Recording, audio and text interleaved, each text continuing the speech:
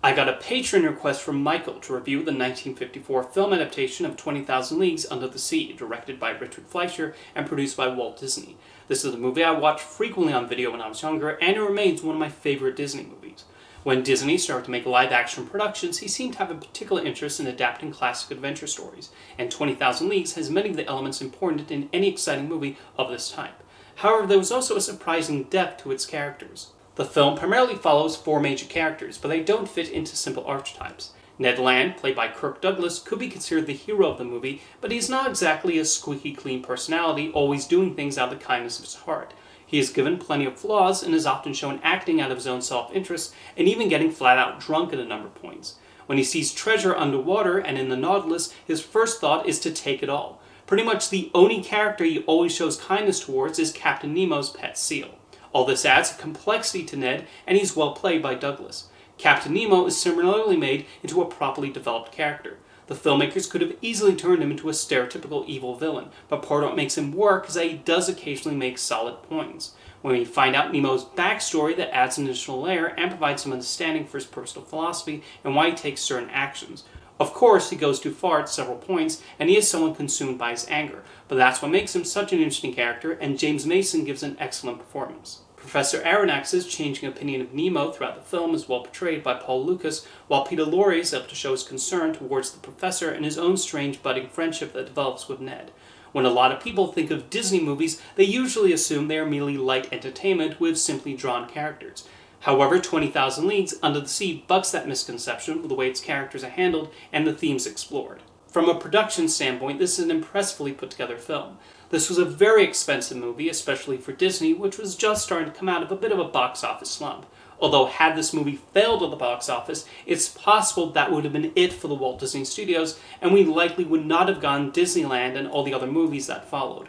But Walt was always a risk taker, and the results certainly paid off. The film's production designer, responsible for creating the Nautilus, was Harper Goff. He was also instrumental in the creation of Disneyland and the Jungle Cruise ride, and later worked on movies like Fantastic Voyage and Willy Wonka and the Chocolate Factory. He did a superb job of crafting a memorable design for Nemo's submarine, making it believable others would think it was a sea monster when it charges toward ships. The interiors also leave an impression.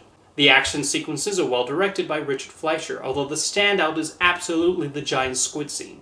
The squid was created by Bob Maddy, who has worked on the special effects for other Disney movies like The Absent-Minded Professor and The Love Bug, although his most famous contribution to cinema history was the shark in Jaws.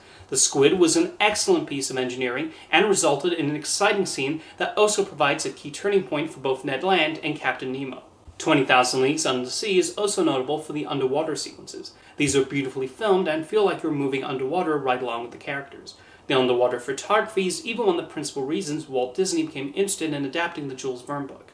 I also have to praise the musical score. It was composed by Paul Smith, who was responsible for the music on several Disney movies, including some of the animated films, and he captured the mystery of the Nautilus with his main theme, as well as heightening the drama and excitement for the more action-driven scenes. There's also the song A Whale of a Tale, sung by Ned Land early in the movie. The song was written by Al Hoffman, who also worked on the songs for Cinderella, with lyrics by Norman Gimbel. And it's a catchy song and a nice bit of levity before the film's tone becomes a bit more serious. I've never read the book, so I cannot speak to how faithful this adaptation is, but I thought the filmmakers were able to deliver an excellent adventure movie and give the audience plenty of strong set pieces and character moments. Although it's a more leisurely paced movie than we're accustomed to seeing nowadays, it did impressively hold my attention seeing it at a young age, and I think that's largely because of how enthralled I was by the spectacle of the production. And watching it again nowadays, I get to appreciate more character-focused scenes. 20,000 Leagues Under the Sea is certainly one of the most impressive films Walt Disney ever produced, and a high point of Richard Fleischer's career. Disney has actually tried to get a new film version off the ground quite a few times. David Fincher was attached at one point, and I remember getting excited when that news was announced. He was considering Brad Pitt or Daniel Craig for the role of Ned Land, although Disney was pushing for Chris Hemsworth, who would also have been a good choice. However, the movie was put on the back burner, partly because of the box office failure of John Carter and The Lone Ranger, as 20,000 Leagues was also looking to have the same high budget and risk factor as those movies. James Mangold also took a crack at it, but he then moved on to Ford vs. Ferrari and the new Indiana Jones movie. Finally, Disney announced the production of a prequel series about Captain Nemo for Disney+, which was filmed last year and should premiere sometime this year or next, so I'm curious how that one turns out. In the meantime, the 1954 film is one I'm always happy to return to. Let me know in the comments what you think of 20,000 Leagues Under the Sea, and thank you for the request, Michael.